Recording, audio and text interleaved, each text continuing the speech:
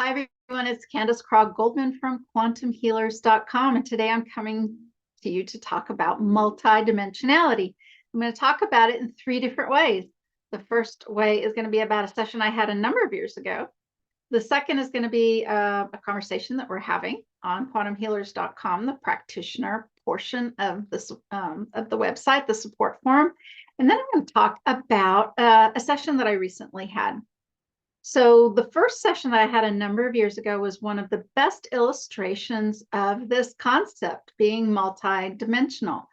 Now, in the spiritual community, we use this term a lot, and I bet a lot of people have different thoughts about what that even means. And I'm not even saying I'm going to define it or that I know precisely or exactly what that means, but listen to these stories and you can tell me what you think. So in the session that I had a number of years ago, it was a woman who, I think she called me and she said, "Hi, Candace, I want to come for a session." I said, "Great."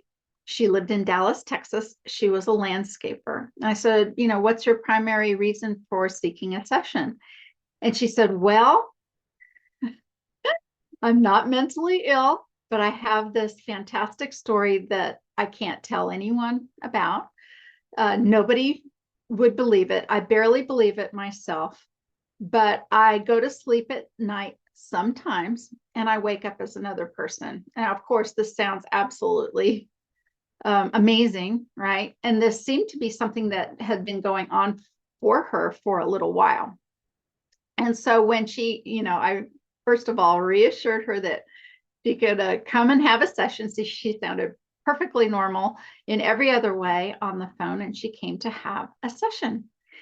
So here's the story. So one day she went to sleep. She had a family. She had this landscaping business, she perfectly normal life. And one day she went to sleep, and when she woke up, she said, she woke up in the body of a different person. And this person lived in Chicago, was also a woman who was a lawyer who didn't have a family.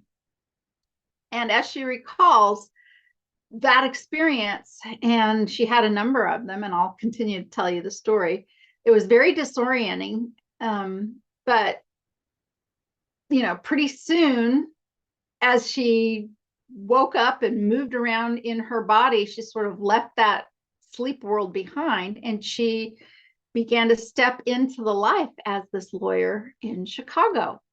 And the way she tells it is that this happened a number of times where she would go to sleep and she would wake up in Chicago, be this lawyer, live that lawyer's life for a while, sometimes days, sometimes weeks, sometimes months. And then she would go to sleep again. And out of the blue, apparently, she would wake up back again in the landscaper's body, the woman who lived in Texas. Now, the interesting part about this was she said the landscaping person, the person who came to see me here in Kansas, absolutely had all the memories and reference points of this woman in Chicago.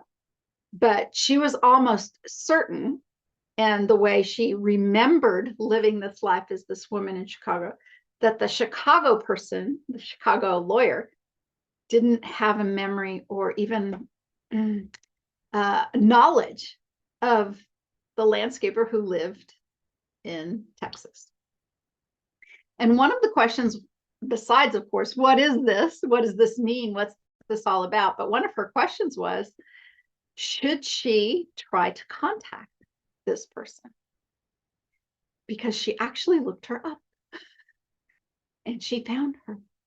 She found the person online, looked her up, and recognized her and understood that she was waking up and being that person for a period of time. And there was a time component that was very strange in here too. When she would wake up in Texas, no time would pass. So again, she would go to sleep in Texas, wake up in Chicago, become a lawyer, become that person who's a lawyer, live days, weeks, or months. And then at some point she would go to sleep as the lawyer. She would wake up in Texas, but no time would have passed for her in Texas. It would just be another day. just imagine how disorienting that would be if you experienced that. It certainly seems disorienting, hugely disorienting to me.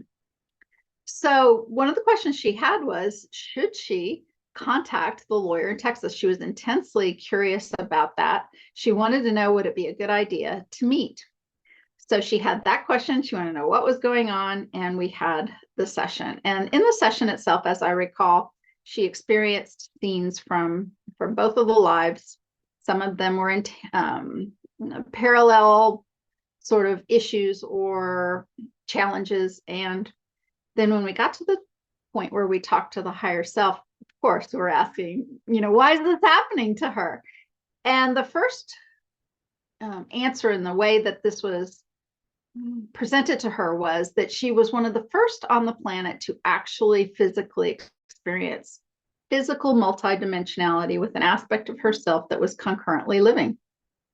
So her higher self absolutely confirmed the experience, absolutely said she wasn't mentally ill, but that they were aspects of herself. And rather than say past lives that you would live in different centuries or on other worlds at different times, she was living these lives concurrently. And and she was being shown and experiencing and switching back between the two, at least from the perspective of the landscaper. So the question then was asked, well, should she contact the lawyer? And the answer was absolutely not. The lawyer was far too left-brained, far too 3D oriented, was not in any way ready for this at all. That aspect of her wasn't ready to even accept the concept of multidimensionality, let alone concurrent, same physical.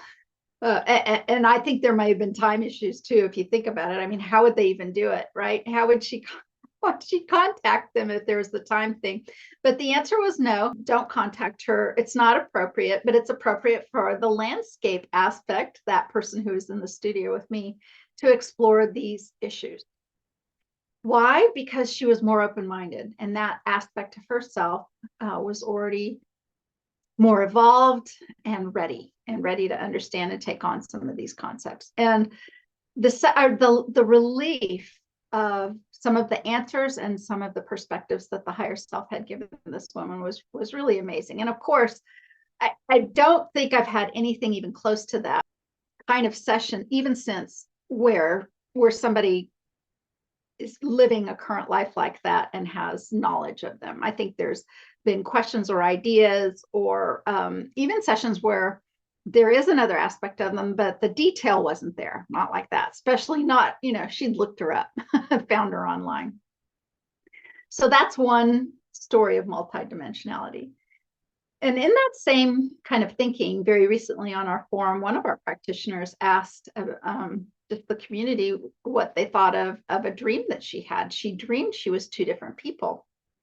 And interestingly enough, the two different people she dreamed about was not her, but it was two other people. And they were two relatively well-known, you'd even call famous people.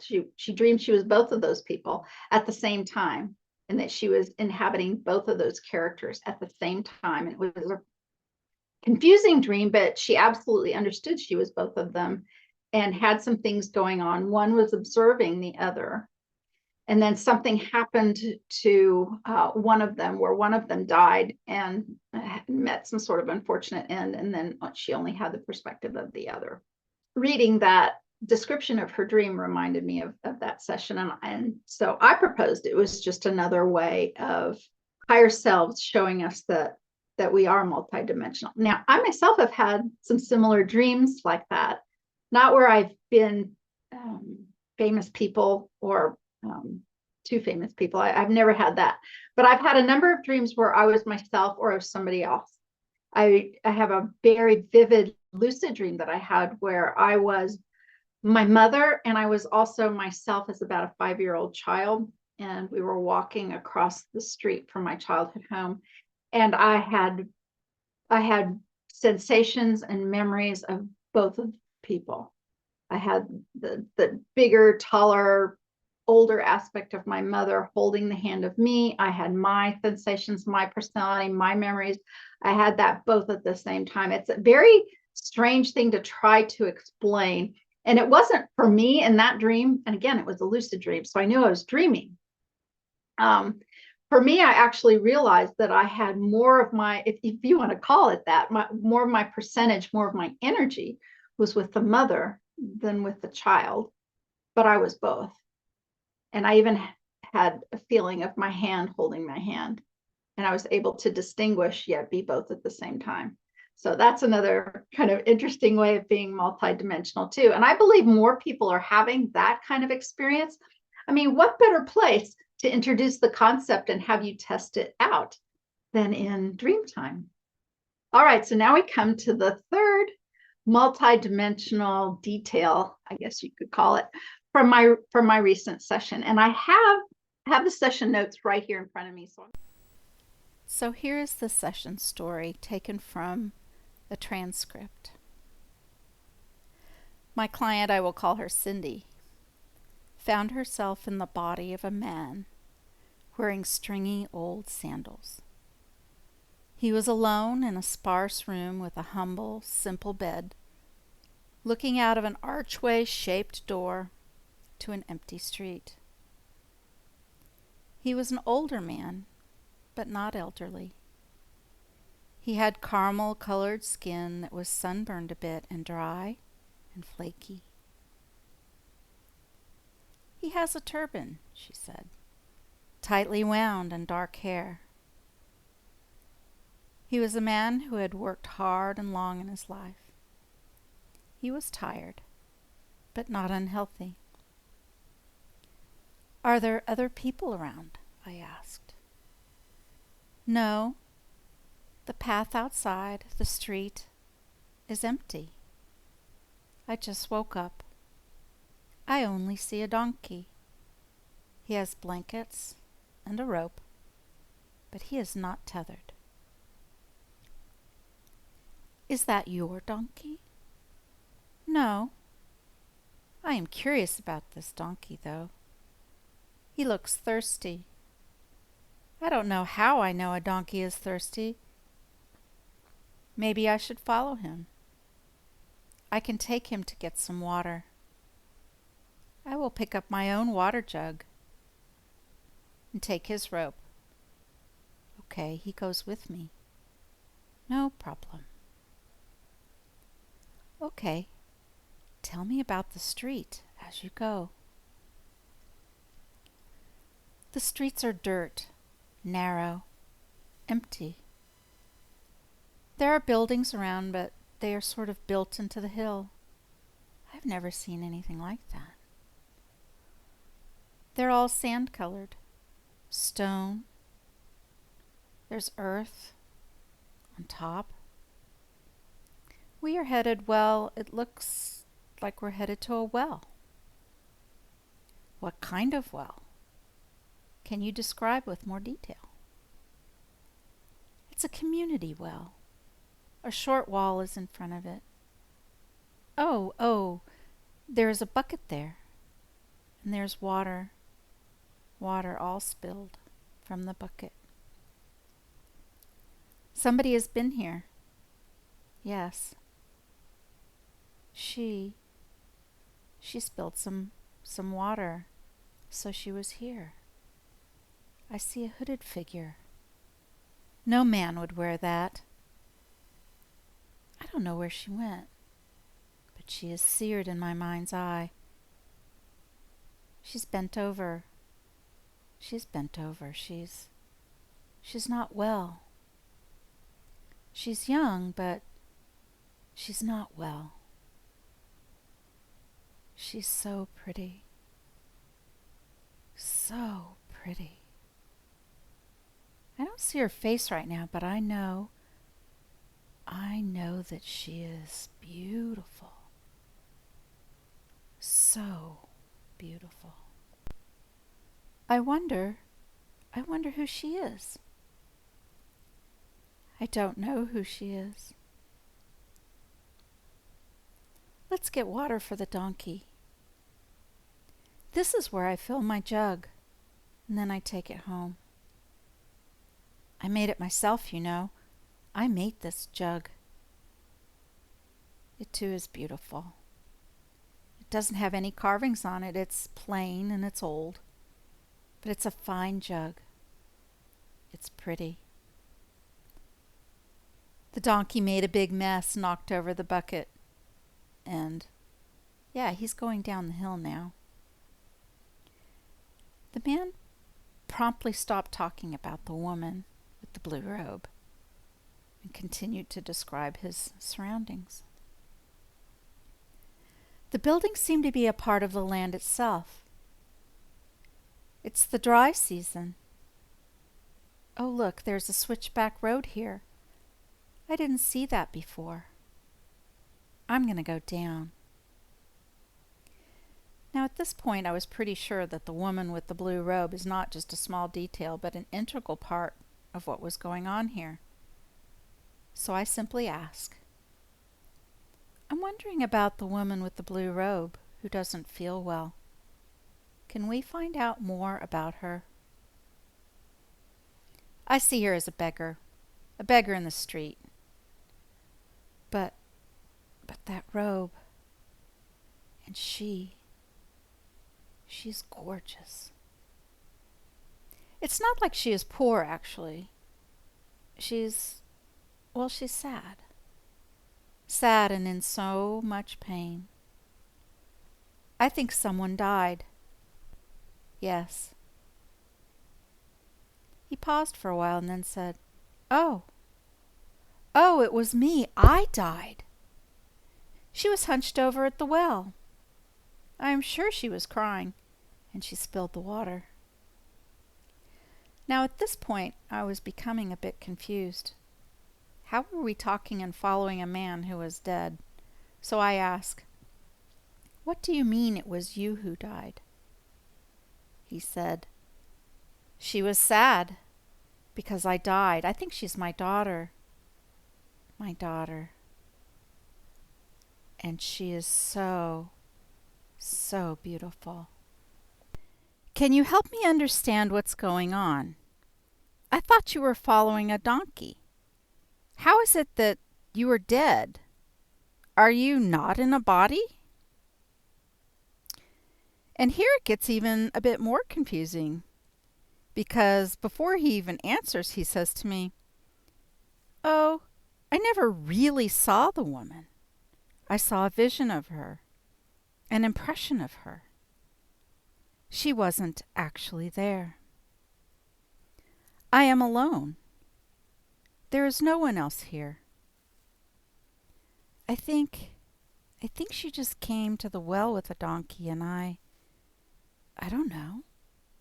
Maybe she found out like I wasn't here anymore.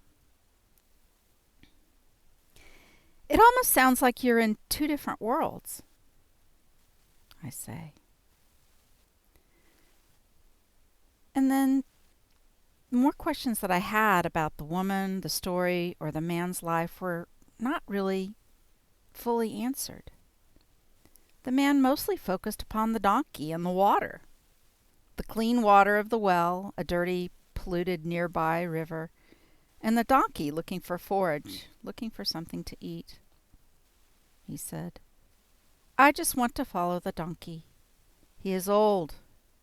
He is tired. Let's follow the donkey.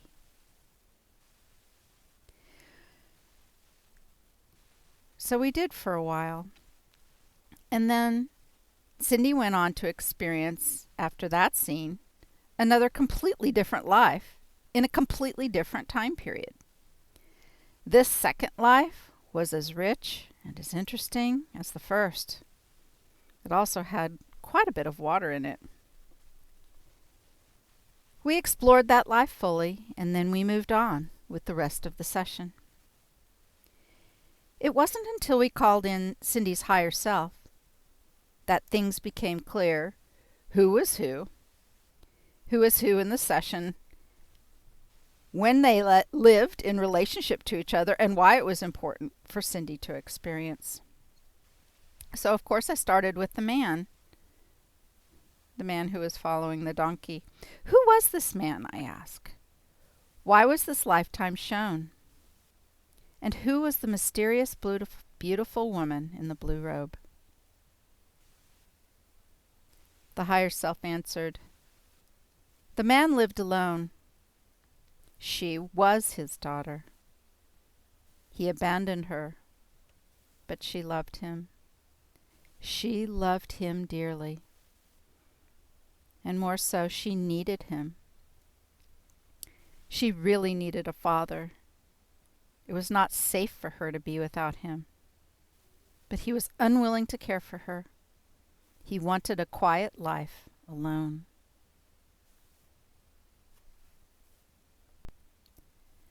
I asked about the mother. The mother wasn't there. The mother was a whore. The mother disappeared. The man cared for the girl for a time and then set her out into the street. He abandoned her. He didn't want her to be a whore. But she was the daughter of a whore, so... Now this beautiful girl was the lesson. She was the reason. His heart was hard. He should have protected her. So I ask, but why? Why is this important for Cindy to see? She needs to take care of her now. She needs to take care of this beautiful woman. I was still a little confused. So I asked, so the man, was he an actual past life of Cindy's? Yes. And now he has a chance. Cindy has a chance to care for this beautiful woman. Who is this beautiful woman? Someone in Cindy's life? It is her. It is her. Cindy is her. All she wanted was love from the Father. Her father could not give that love to her. So the man was a past life aspect of Cindy? Yes. And the beautiful woman is also an aspect of Cindy? Yes. Wanting to understand the time component more clearly, I asked more questions. And they lived at the same time? Yes. And he, the man, was seeing his daughter, the woman in a blue robe, in a vision? A vision of the future, where he was dead and she was crying? Yes, that's it. And the lesson for Cindy is to care for herself? Yes. And to know that she is beautiful. The beautiful woman is telling me to take care of her. She needs to see how beautiful she is. And she needs to take care of herself. He almost hated her, you know. He pushed her away. But she loved him, even though he had a hard heart. Deep inside, he knew he loved her, but everything was so wrong. And at this point, Cindy's consciousness sort of expresses physical discomfort, and she clutches her chest. Oh, my heart. It feels so heavy. So heavy. And then she says something kind of strange. She says, my chest hurts. The donkey is here. The donkey is standing on my chest. Stubborn-ass donkey. Now at this point I call in the healing team, and we began to clear all of the pain, all of the heaviness from Cindy's heart. And we received advice from the higher self about self-care and the importance of seeing herself as the incredibly beautiful woman that she was and is. The message was quite profound for the client and impactful for sure. All right. So that's it today. Just some different ways of looking at the concept of multidimensionality with BQH. You just never know where you're going to go in these sessions. They're profoundly interesting. If you are interested in having a BQH or any other kind of quantum healing or alternative healing practitioner assist you, please visit us at quantumhealers.com. If you're interested in taking the BQH class, you can find out more information at quantumhealers.com as well. And other classes are in the works. And we have the Quantum Connect class available too. All you have to do is click on the courses tab at quantumhealers.com. All right. Thanks so much for listening. Bye for now.